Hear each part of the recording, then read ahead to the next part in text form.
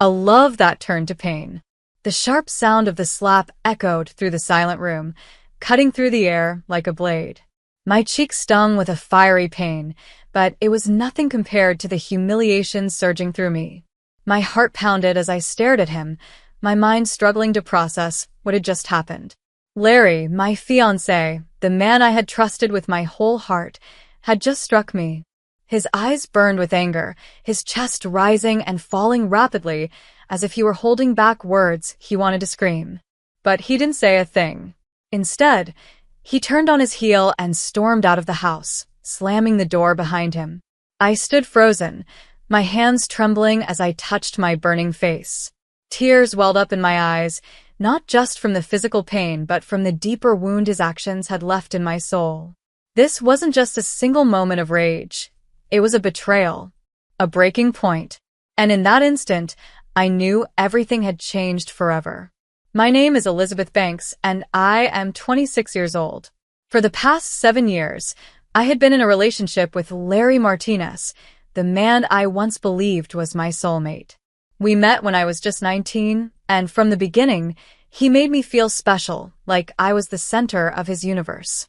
When he proposed in June 2024, I was overwhelmed with happiness, convinced that we were destined to spend our lives together.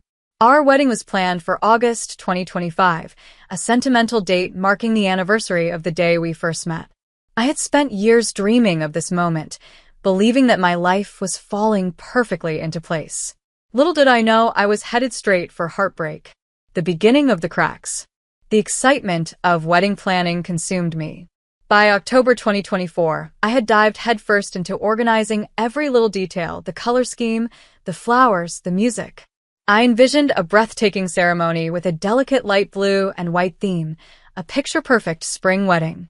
I spent hours scrolling through Pinterest, curating mood boards, and sending Larry my ideas. His responses? Always the same, short, dismissive, uninterested. "Looks good," he'd say. Or worse, he'd just send a simple thumbs-up emoji. At first, I convinced myself he was just busy with work. I told myself that maybe he trusted me so much that he wanted me to have full creative control over our special day. But deep down, I felt a nagging worry when I tried to ignore. His lack of enthusiasm wasn't just about the wedding. It was about us. And it wasn't the only sign that something was wrong. The other woman in our relationship, Larry's mother, Kathleen Martinez, had always been a dominant presence in our relationship. At first, I admired their closeness. I thought it was sweet how much he valued family. But as time passed, I realized it was more than just a strong bond. It was control. Kathleen was involved in every aspect of his life, and, by extension, our life. She called him multiple times a day, giving him advice on everything from what he should eat for lunch to what kind of car he should buy. But what hurt the most was that Larry always listened to her over me.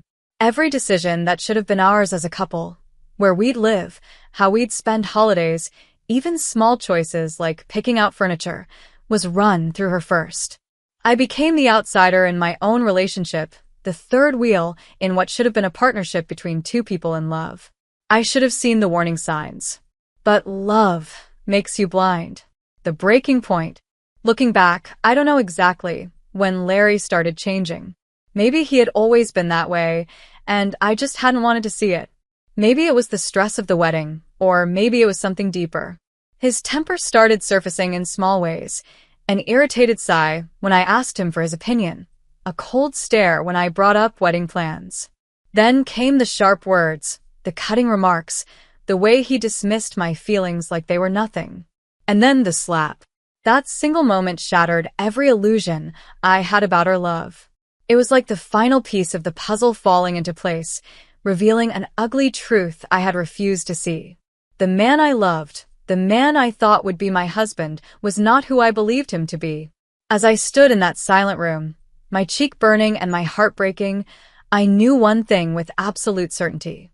This wasn't love, and I could never marry him. His mother always came first. I felt like I was always competing with his mother for his attention. But I kept telling myself that things would get better. I believed that once we got married, he would finally put our relationship first. I couldn't have been more wrong. 3 weeks ago, I had a day I had been dreaming about for years. Wedding dress shopping with my mom and sister. It was supposed to be a magical experience, something I would cherish forever. We visited several bridal shops, trying on dress after dress, searching for the one. And then I found it. It was the most beautiful gown, elegant and classic. The moment I saw myself in the mirror, I felt like a princess. Tears filled my eyes as I imagined walking down the aisle. My mom and sister were just as emotional, their faces full of joy and admiration. It was everything I had ever hoped for. Excited, I snapped a picture and sent it to Larry, eager to share the moment with him.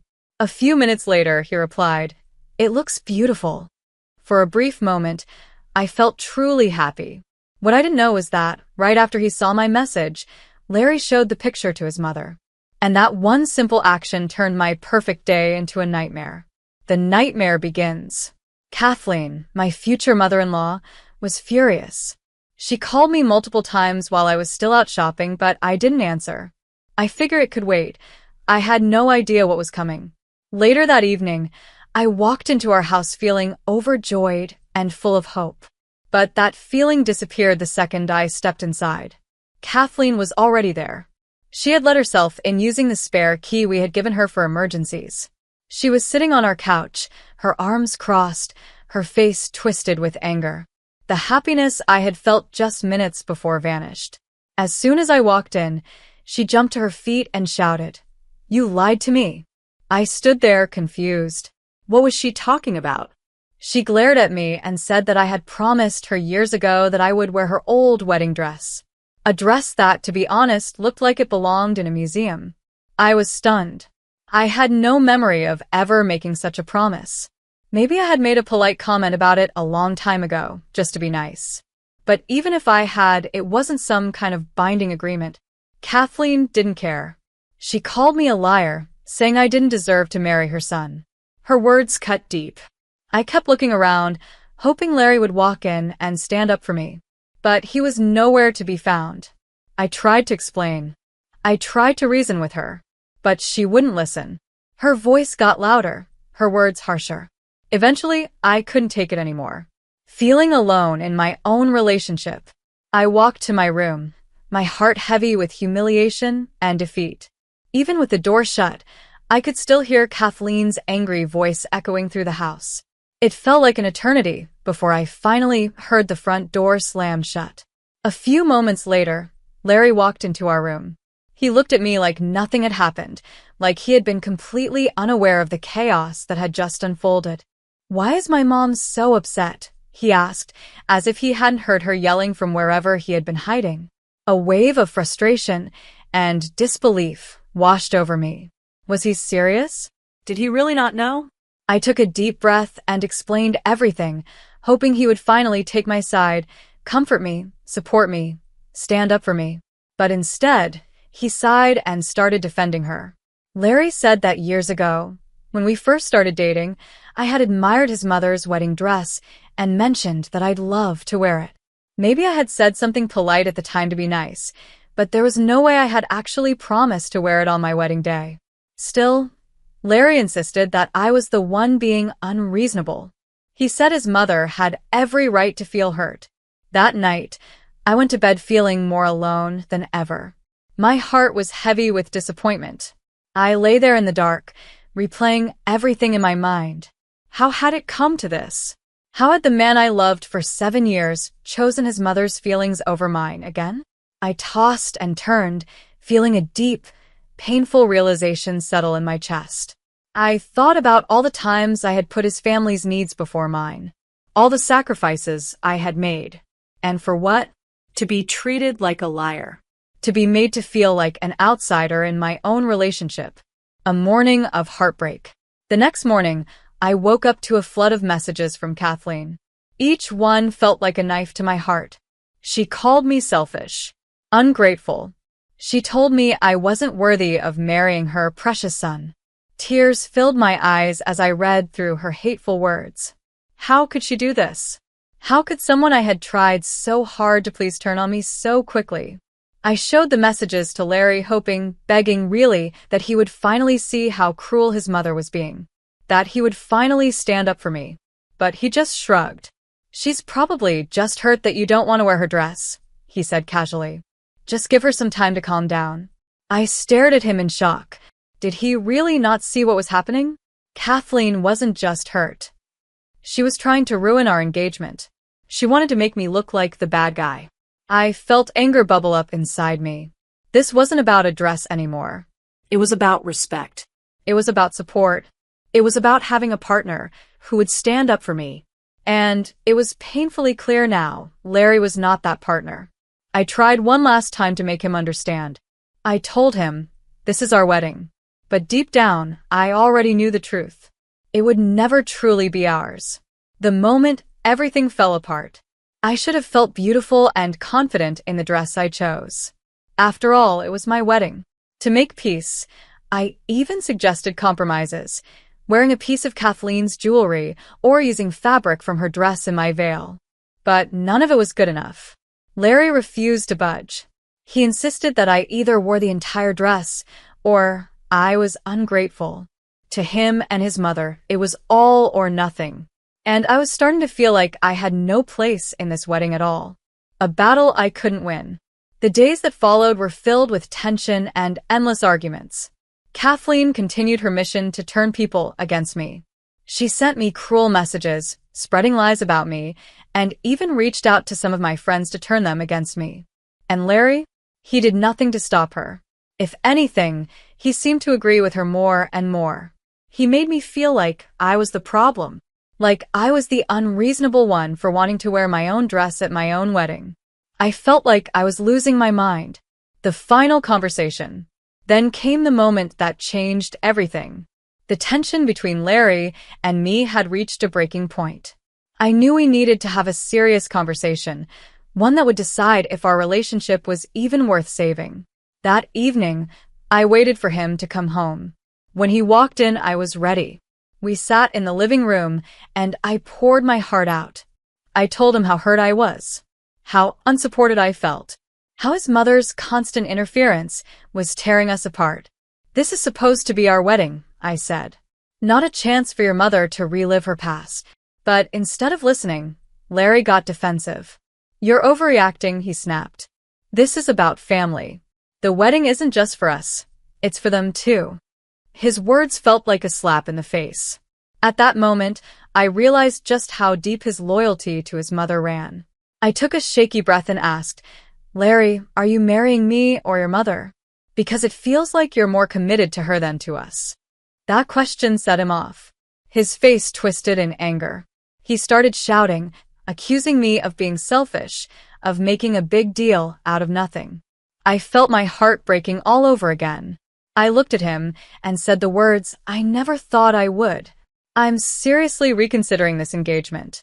I can't marry someone who won't stand up for me." Instead of hearing me out, he rolled his eyes and dismissed me, like I was throwing a tantrum. His indifference hurt more than I could describe. I turned to walk away, hoping to end the argument before it got worse. But then it did. Larry grabbed my arm, spun me around, and slapped me across the face. The impact was shocking. My cheek burned from the sting, but the real pain came from what it meant. The man I loved had just hit me. And in that moment I knew this wasn't love anymore. Choosing myself over him. I couldn't believe it. He had actually hit me. The man I thought I would spend my life with, the man I had loved for 7 years, had resorted to violence. Tears filled my eyes as I stood there, frozen in shock. My cheek burned, but the real pain was inside me. Larry stormed out of the house, slamming the door behind him, running straight back to his mother's side. Again, I felt numb. The slap itself didn't hurt as much as the emotional betrayal. This was the final line he had crossed, and there was no going back. Walking away for good. I knew I had to protect myself. With shaking hands, I grabbed my phone and called my sister, Janet. She came over immediately. The moment she saw the red mark on my cheek, her eyes filled with anger and concern. She pulled me into a tight hug, holding me like she could shield me from all the pain. "You're coming with me," she said firmly. I didn't argue. Together, we packed a bag. I knew I couldn't stay in that house another second. My relationship with Larry was over, and I had to make sure he never hurt me again. As we walked out the door, I felt a mix of relief and heartbreak. A part of me still ached for what I thought we had. But deep down, I knew I was doing the right thing, taking back my power. The next morning, I woke up with clarity. I knew what had to be done. With Janet by my side, I went to the police station and filed for a restraining order against Larry. I provided photos of the red mark on my cheek. I showed the toxic messages from Kathleen, proof of the mental and emotional torment I had endured for so long. The process felt both empowering and heartbreaking. It was surreal, standing there, taking legal action against someone I had once loved with all my heart. But I had no choice. I had to protect myself. Once the paperwork was filed, I made the difficult but necessary calls to cancel the wedding, turning pain into strength. The first call was to the venue. I braced myself for the worst, but to my surprise, they were understanding and kind. They allowed me to transfer the deposit to another event. I decided to use it for something better, an early birthday party.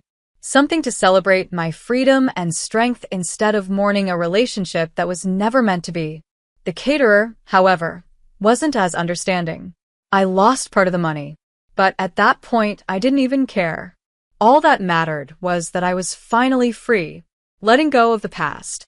And then there was the engagement ring, a symbol that had once meant forever. Now it just felt like a burden. Larry refused to take it back, claiming it was a gift. But I didn't want it. I wasn't his anymore. And I was never looking back, turning pain into something good. I decided to sell the engagement ring and donate the money to a domestic violence shelter. It was a small way to turn something painful into something meaningful. It gave me a sense of closure, knowing that something that once symbolized heartbreak could now help others in need. But even with the restraining order, Kathleen wasn't done.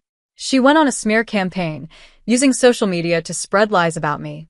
She called me a selfish, ungrateful bride who had broken her son's heart. She even reached out to some of my family members, hoping to turn them against me. But my family and true friends saw through her manipulations. They stood firmly by my side. It was comforting to know that I had people who believed in me and supported my decision. Larry's desperation. Larry, on the other hand, was a mess. One moment, he was begging for forgiveness. The next, he was blaming me for everything. One evening, he even showed up unannounced at my new apartment. Tears streamed down his face as he pleaded for me to take him back. Seeing him, the man I had once loved, now standing before me as a stranger, made my skin crawl. I had to threaten to call the police before he finally left. And that moment only made my resolve stronger. There was no turning back. Finding strength in my support system. To move forward, I leaned on the people who truly cared about me. My parents, who had been furious when they learned what had happened, helped me move the last of my things out of the apartment I had shared with Larry. They also offered to cover any legal fees I might need, reminding me that I was not alone. Some of my friends were incredibly supportive, always checking in on me and making sure I was okay. But not everyone understood. A few people questioned why I hadn't just worn the dress to keep the peace. Those friendships became strained, but in the end, I realized it was for the best. This experience had shown me who my true friends were. Rebuilding my life. As the weeks passed, I slowly started to rebuild my life. The early birthday party I had planned at what would have been our wedding venue turned out to be a beautiful celebration. I was surrounded by people who genuinely loved and supported me. I laughed. I danced. And for the first time in years, I felt light and free. The joy in that room wasn't just about the party. It was a reminder of my strength and the freedom I had fought for. That day wasn't about the pain that led up to it. It was about the healing and happiness that followed. Turning a honeymoon into an adventure. Instead of letting the honeymoon trip go to waste, Janet and I decided to go together. We flew to London, a place I had always dreamed of visiting. What was supposed to be a romantic escape turned into an unforgettable sister adventure. We walked through the charming streets, ate delicious Italian food, and had deep conversations that made me feel whole again. It wasn't the honeymoon I had once imagined, but it turned out to be exactly what I needed. A different kind of love story. The trip wasn't what I had once imagined, but it turned out to be exactly what I needed. A journey that celebrated love and resilience in a new, but equally meaningful way. When I got back home, I focused on healing. I started therapy, where I worked through the emotional scars left by my relationship with Larry. It was hard to face the truth, the red flags I had ignored, the compromises I had made, and the self-worth I had lost along the way. But each session helped me understand myself better. I learned to trust my instincts, to set boundaries, and to recognize that I deserved respect and love, things I would never settle for less than again. Letting go for good. Over time, Larry and Kathleen faded into the background of my life. Once the restraining order and our mutual no-contact agreement were finalized, Larry's desperate attempts to win me back finally stopped. Kathleen's smear campaign also lost steam. People saw the truth, and her lies no longer mattered. Then, something unexpected happened. Larry's father reached out to me privately. He apologized for everything, admitting that he understood my decision and wished me well. It was a small gesture, but it meant more than I could have imagined. Surrounded by real love. Through it all, my family remained my rock. My parents, who had been furious about the slap and everything I had endured, never wavered in their support. My true friends stood by me, showing up in ways that I will always be grateful for. Of course, some people didn't understand why I had taken such a strong stand. Those friendships faded away, but I realized that was part of the healing process. I had learned to surround myself only with people who lifted me up, reclaiming my power. The engagement ring, once a symbol of hope and a future, had become a painful reminder of what I had survived. Selling it and donating the money to a domestic violence shelter was one of the most empowering things I had ever done. It felt like a way to take back my power, to turn my pain into something that could help others. No regrets, only lessons. People often ask me if I regret anything. The truth? I don't. As painful as this experience was, it taught me some of the most important lessons of my life. I learned to trust myself. I learned to never settle for less than I deserve. I learned that my happiness and well-being come first. I'm not ready to date again yet, but I know that when I am, I will enter relationships with a clearer understanding of what I want and need. I'll never ignore red flags again. I'll always prioritize respect and partnership over anything else. Rediscovering myself. For now, I'm just focusing on me. I've started picking up hobbies I once put on hold. I'm spending more time with friends and family. I'm rediscovering who I am outside of a relationship. And for the first time in a long time, I feel free. A new beginning. I am stronger, wiser, and more resilient than I ever thought I could be. And for the first time in a long time, I feel genuinely hopeful about the future.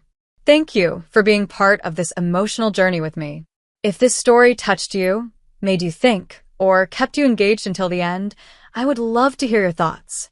Please consider liking this video to show your support, and don't forget to subscribe to my channel for more powerful stories. Your comments mean so much to me, so feel free to share your reactions, favorite moments, or any feedback you have. Thank you for listening, and remember, you are stronger than you think.